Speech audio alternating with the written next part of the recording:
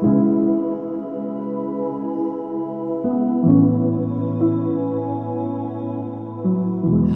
Good afternoon, everyone. Purihin ng Panginoon.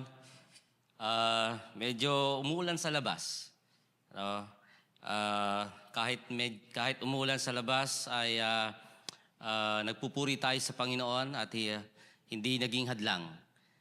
Yung ulan, hindi naging hadlang yung masungit na panahon sa ating pagdalo dito sa ating bahay-sambahan. Amen po ba? Purihin ng Panginoon. Nagpapasalamat tayo sa Diyos sa lahat ng bagay na ginagawa niya, maging sa hapong ito, sa ating mga praise and worship, sa mga inawit natin kanina, gayon din sa special number. At nasaksihan din natin yung graduation ceremony ng ating kapatid sa Panginoon from Cameroon. No? So, purihin ang Diyos sa kanyang kabutihan sa ating buhay. Sa hapong ito, nais ko po na ibahagi sa inyo ang salita ng Diyos. Ito po yung ating topic ngayong hapon. God gave His best gift for us. God gave His best gift for us. Nakatanggap na ba kayo ng regalo? Tama, di ba? Tuwing Christmas, o kaya po ay pagka-birthday ninyo, yan.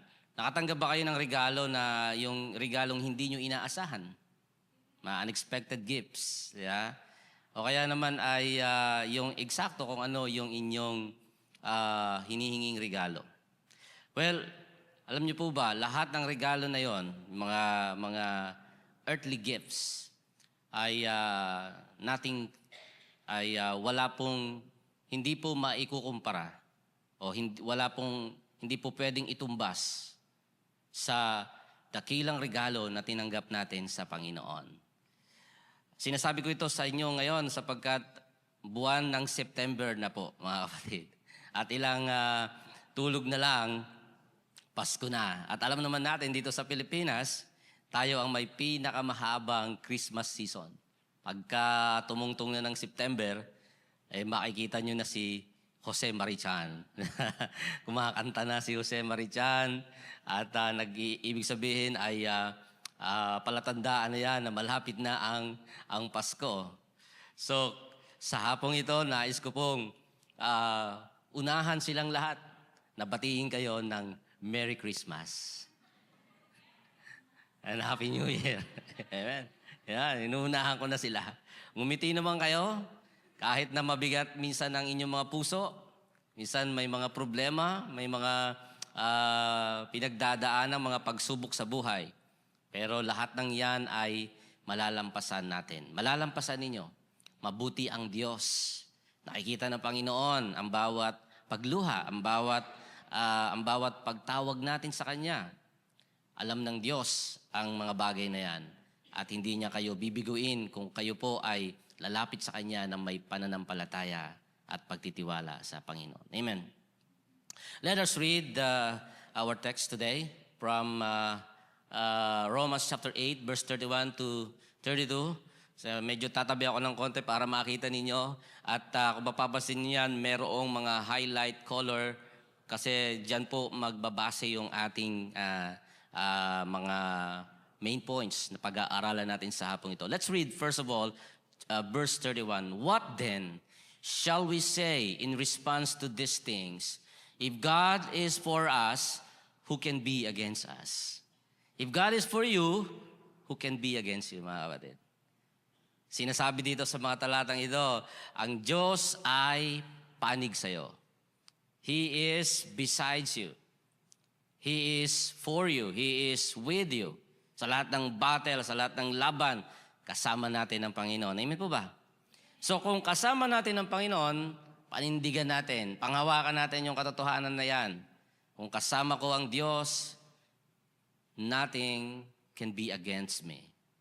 Who can be against you if your God is for you? And then verse 32, it says, He who did not spare.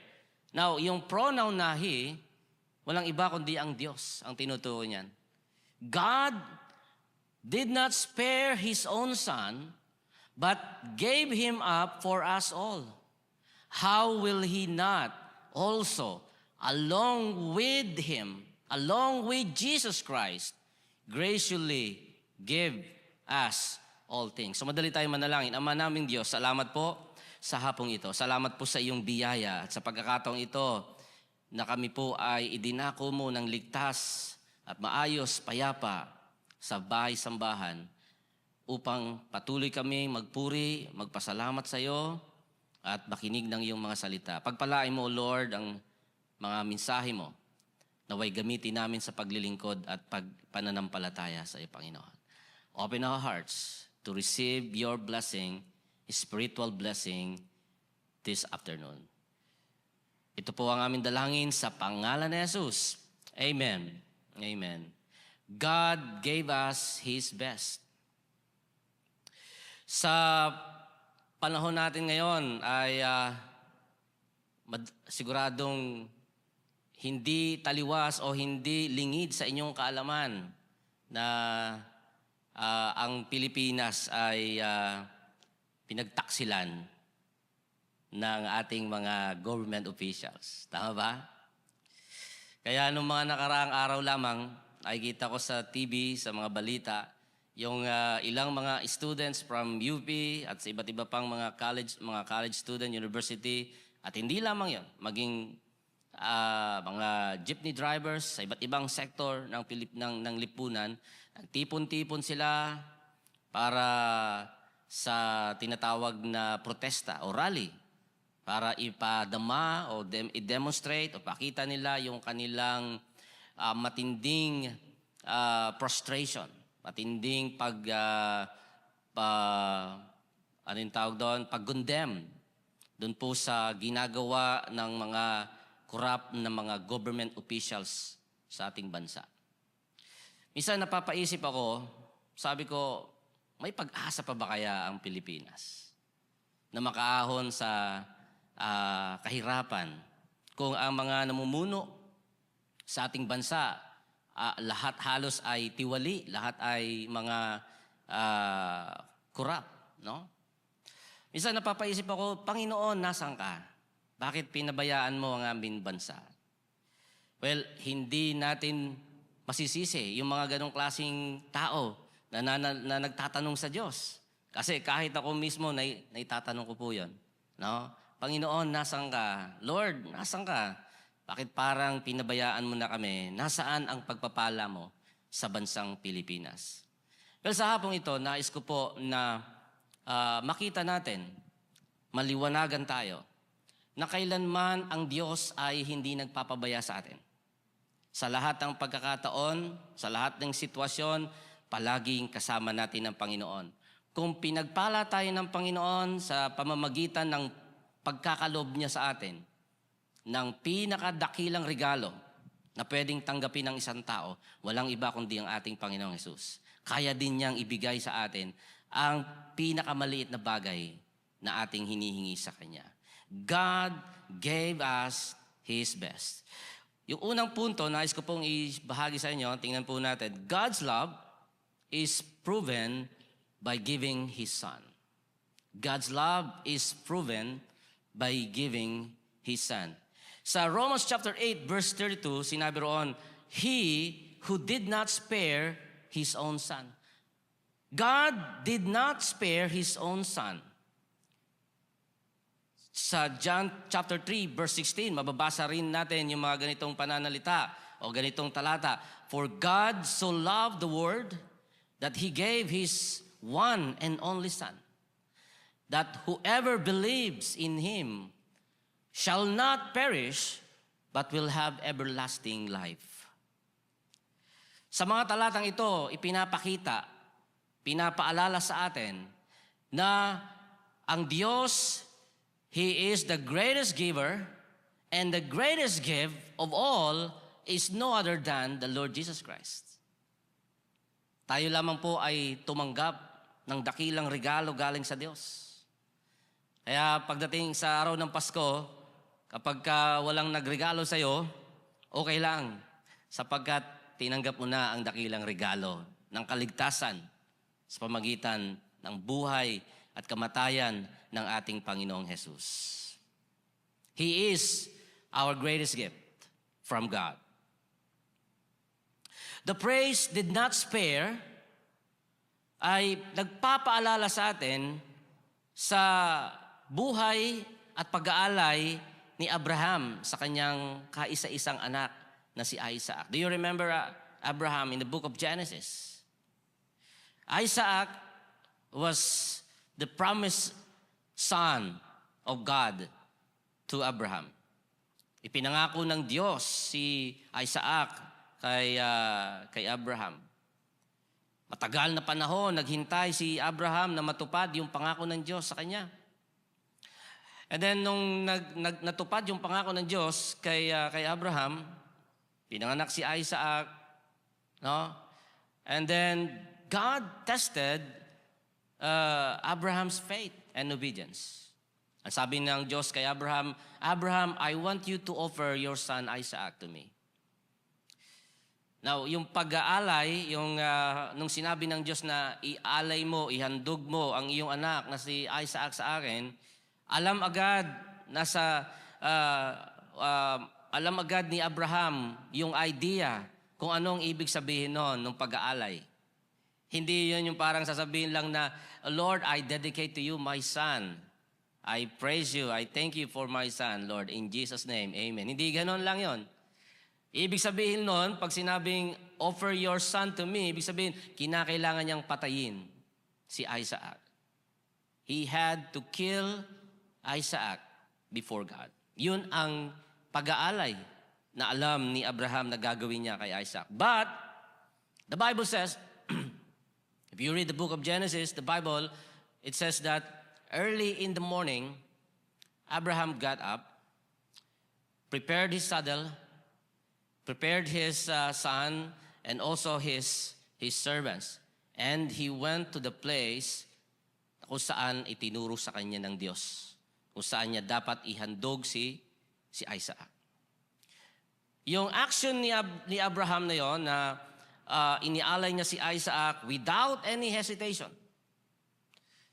Pagpapakita yon ng kanyang pananampalataya at pagsunod sa Diyos. Pero higit kailan pa man, ang Diyos ay tulad ng ginawa ni Abraham nung inihandog ni Abraham si Isaac para sa Diyos. Ganun din naman, hindi rin itinanggi ng Diyos ang pag-aalay ng kanyang kaisa-isang anak na si Jesus para sa atin. This proves love is not just spoken. God acts and His action is costly. Hindi lang sinabi ng Diyos sa ating mga tao na mahal ko kayo. Hindi niya lang sinabi na mahal ko ang mga anak ng Diyos. I love you. I love you all. Mahal ko ang bawat isa na nananampalataya sa akin. Hindi lang niya sinabi na mahal tayo ng Diyos, kundi sa halip, ipinakita ng Diyos ang kanyang pagmamahal sa atin. When He offered His Son, Jesus Christ, on the cross of Calvary. Pinakita ng Panginoon, pinatunayan ng Panginoon ang pag-ibig niya sa atin.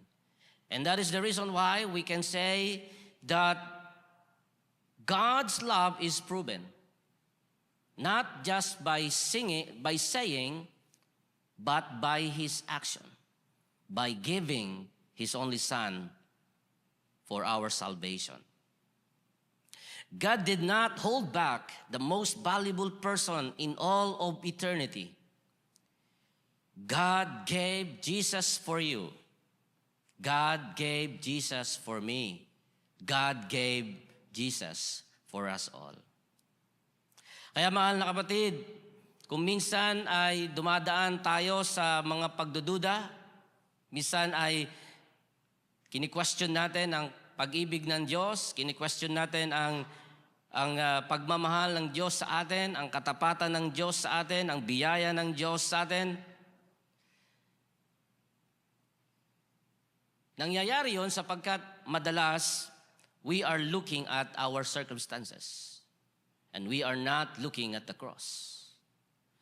Kapag dumarating yung pagkakataon na we doubt God's love, we doubt God's grace, pinabayaan ako ng Panginoon, iniwan ako ng Diyos, walang mabuting nangyayari sa aming buhay, it's only because you are not looking at the cross. It is because you are looking at your circumstance. That is the reason why I want to encourage you, brothers and sisters.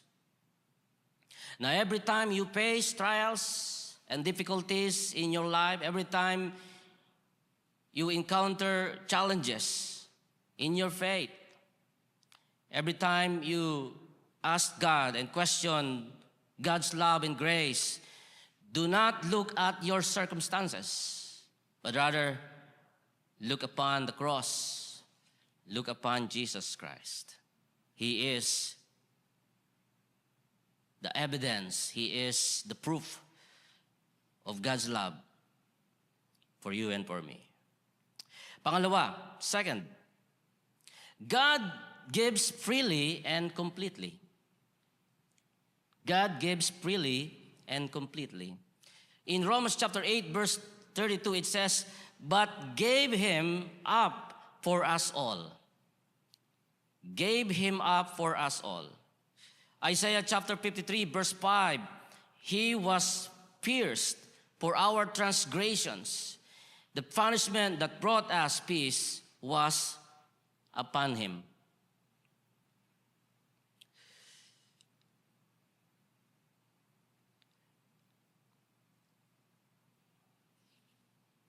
Sa pamamagitan ng pag-aalay ng buhay ng Panginoong Jesus sa ating lahat, binigay niya yung kanyang buhay at ibinigay niya ito ng todo. Ibinigay niya ng buong buo, ibinigay niya ng kompleto. Ang pagbibigay niya ng buhay niya ay hindi partial generosity. This is a total sacrifice, complete package. When we say God's grace, we receive all. We receive the complete expression of God's love. Wala siyang itinira. Wala siyang itinabi. Ibinigay niya, ibinus niya ang kanyang buong pag-ibig para sa ating lahat. Tinanggap natin hindi lamang forgiveness. Tinanggap din natin ang salvation. Tinanggap natin ang eternal life. Tinanggap din natin ang victory. Tinanggap natin ang kapayapaan sa ating mga puso at isip. Tinanggap natin ang kagalingan, hindi lamang sa ating mga pisikal na karamdaman, kundi tinanggap din natin ang kagalingan sa ating sa espiritual na karamdaman. We receive all because God gave Jesus Christ completely, without holding back from us. He gave Jesus Christ not for the righteous, but for us all. For us all sinners. Sometimes rebellious people like you and me. Broken people like you and me.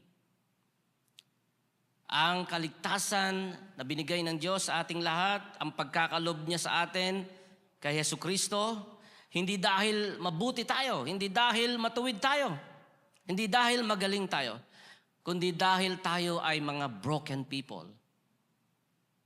That we need God's grace. Each and every one of us here needs God's grace. Kaya lamang po tayo nakakapagpatuloy sa buhay na ito ay dahil sa biyaya ng Diyos sa atin. We need God's grace. But God's love is not only for the deserving. God's love is also for those undeserved people. It is for the needy. For those who are sick.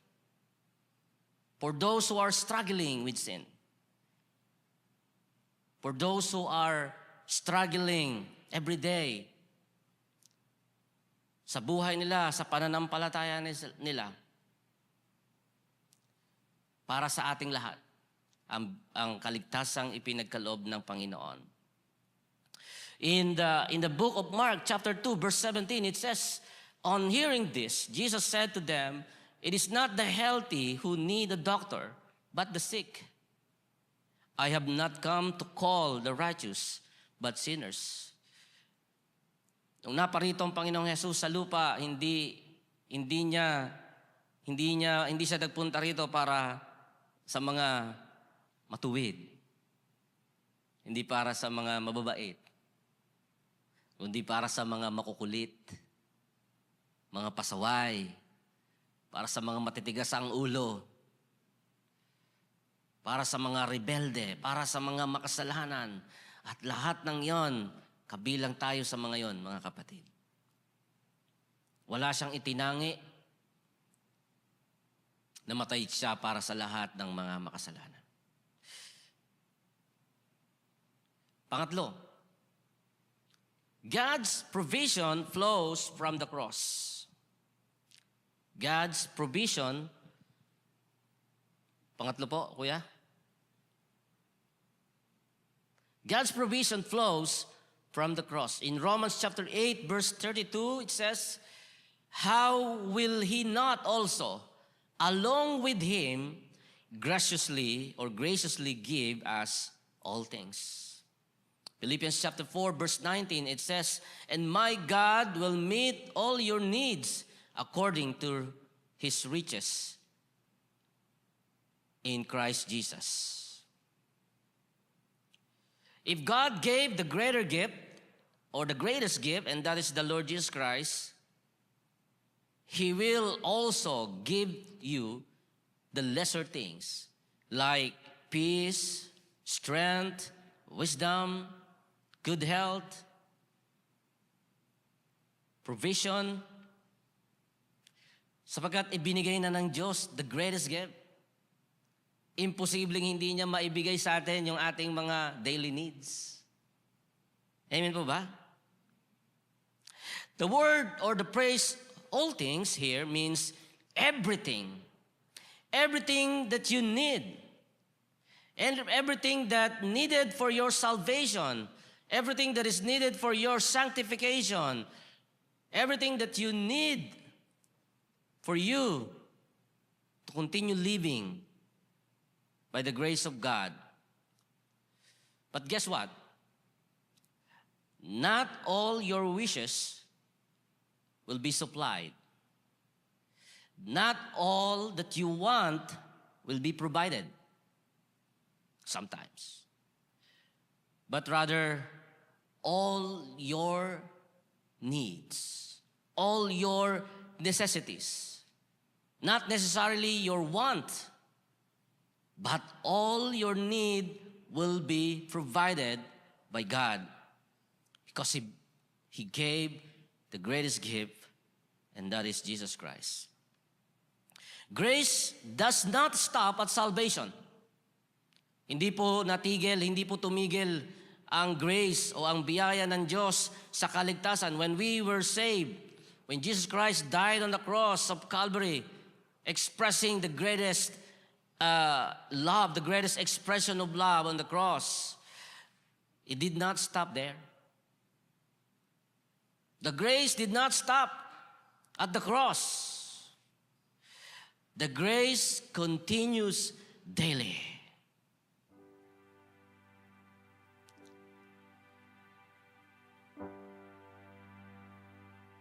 The grace of God continues daily. Nais ko na makita ninyo, maramdaman ninyo, mga mahal na kapatid.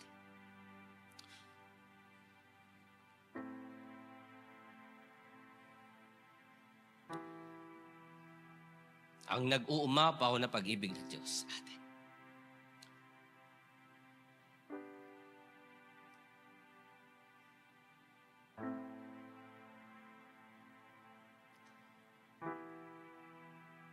Hindi siya tumigil.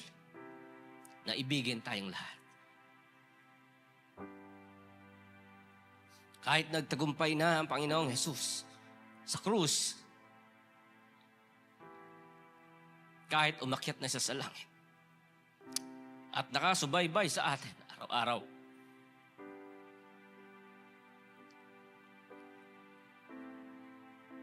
hindi tumigil ang grace ng Panginoon. Hindi tumigil ang biyaya ng Diyos. Hindi natapos sa pagliligtas niya sa atin. The grace of God continues daily.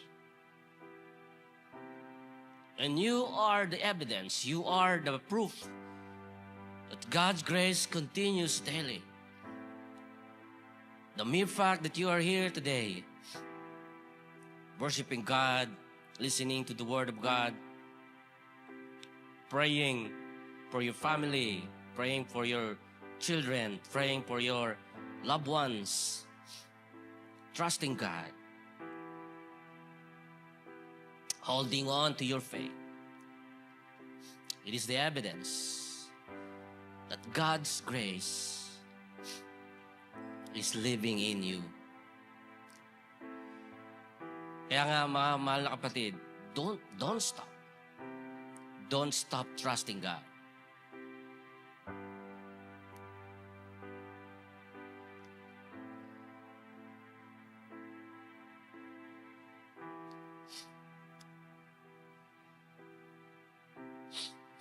Trust God